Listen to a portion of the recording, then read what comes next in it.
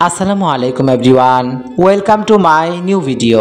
তো এভরিওয়ান, সবার কি অবস্থা? সবাই কেমন আছো? আশা করছি ভালো আছো। আমি অনেক ভালো আছি, আলহামদুলিল্লাহ। তো আজকে আমাদের ক্লাস সাইমন শেফের ক্লাস।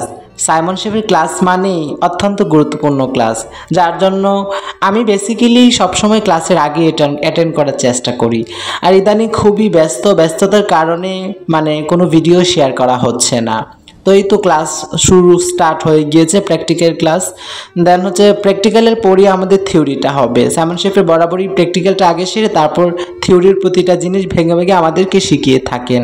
প্রতিটা ক্লাসই খুবই গুরুত্বপূর্ণ। আর সাইমন শেফের ক্লাস মানেই কোথাও গিয়ে একটু অন্যরকম আলাদা, সবাই একটু আতঙ্কে থাকে। ওনার কথা আমার ক্লাস করলে ক্লাসের দিকে ফোকাস দিতে হবে, যেটা আমাদের জন্য সত্যি অত্যন্ত গুরুত্বপূর্ণ।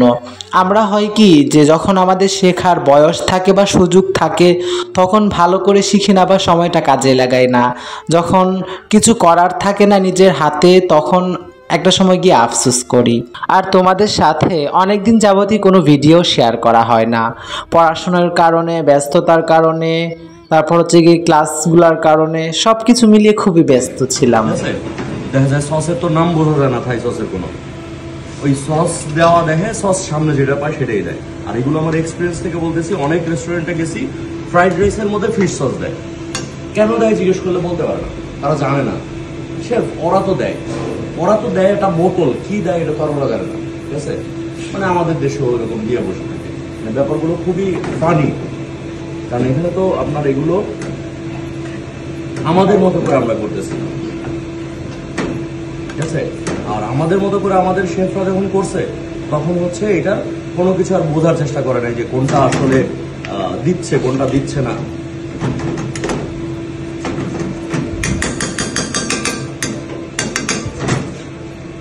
তো আজকে আমাদের প্র্যাকটিক্যাল ক্লাসের ডিশ ছিল pomfret barbecue, pomfret fry, then pomfret curry and type of fried rice. কিছু প্রসেসিংয়ের মাধ্যমে আমরা কিভাবে অনেক টাইপের ফ্রাইড রাইস করতে পারি তারই মেথড আমাদের শেফ আজকে শিখিয়ে দিয়েছেন।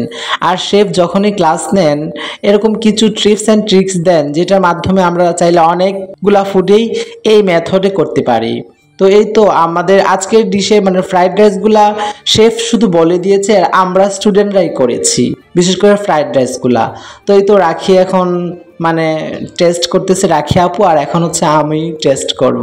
তো ফার্স্টে আমি যে রাইসটা করেছি আমি আর রাখি আপু ওইটাই টেস্ট করতেছি। শেফ বললো যে সবগুলা ফুড টেস্ট করে তোমরাই রিভিউ দিবা কারটা বেশি ভালো হয়েছে।